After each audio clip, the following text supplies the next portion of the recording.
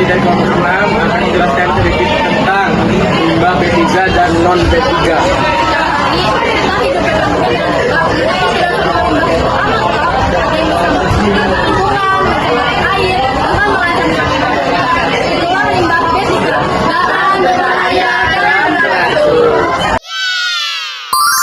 Limbah ketiga atau bahan berbahaya dan beracun adalah sisa suatu usaha atau kegiatan yang mengandung bahan berbahaya dan beracun yang dapat membahayakan lingkungan dan kesehatan. Sedangkan limbah non B3 adalah sisa suatu usaha atau kegiatan yang tidak termasuk dalam kategori limbah B3.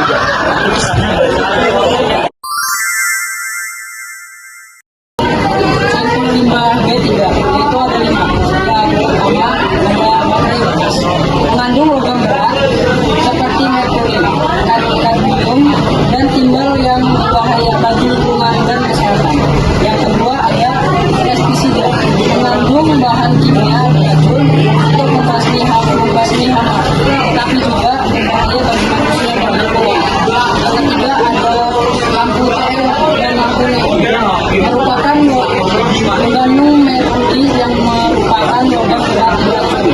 Yang keempat ada oli bekas mengandung zat kimia berbahaya dan dapat disertai air dan tanah jika tidak dikelola dengan benar. Yang kelima ada limbah tipis, misalnya sudah unsur dibebas berpotensi untuk patogen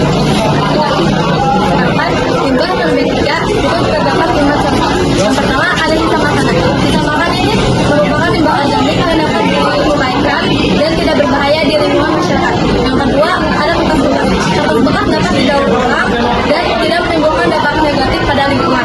Yang ketiga ada plastik bekas. Plastik bekas dapat didaur ulang dan dibuat jadi produk lain. Terus yang keempat ada limbah kebun seperti daun kuning atau ranting. Itu juga termasuk dalam limbah organik yang dapat diolah menjadi pupuk kompos. Dan yang terakhir ada kaleng bekas. Kaleng bekas ini sama seperti plastik bekas tadi, cuma harus dipisahkan dari limbah B3.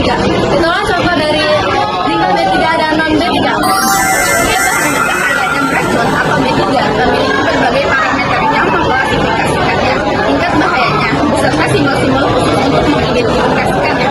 Beberapa parameter utama meliputi reaktif, mudah meledak, mudah terbakar, beracun, infeksius, korosif.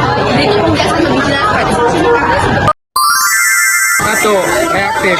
Potensi reaksi kimia yang tidak diinginkan seperti ledakan, pelepasan gas beracun, atau panas berlebihan saat bersentuhan dengan zat lain termasuk air.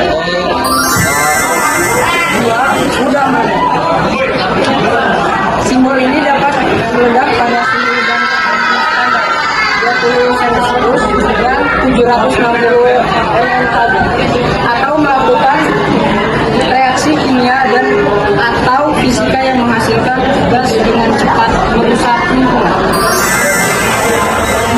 3. Mudah terbakar. Parameter ini mencakup sifat mudah terbakar, titik nyala, dan potensi reaksi dengan zat lain. Selain itu, perlu juga diperhatikan kandungan alkohol dalam cairan, limbah dan tekanan limbah tersebut. 4. Beracun.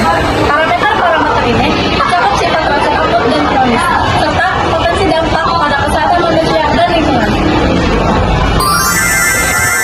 5. Infeksius. Sifat infeksius ini adalah limbah yang mengandung mikroorganisme patogen, bakteri, virus, parasit, atau nyamuk dalam konsentrasi atau jumlah yang cukup untuk menyebabkan penyakit pada manusia atau hewan rentan. 6. Korosif. Karakteristik utama limbah korosif adalah kemampuannya menyebabkan iritasi pada kulit, memicu pengkaratan pada logam, dan memiliki pH ekstrim atau pH rendah untuk asam dan pH tinggi untuk basa.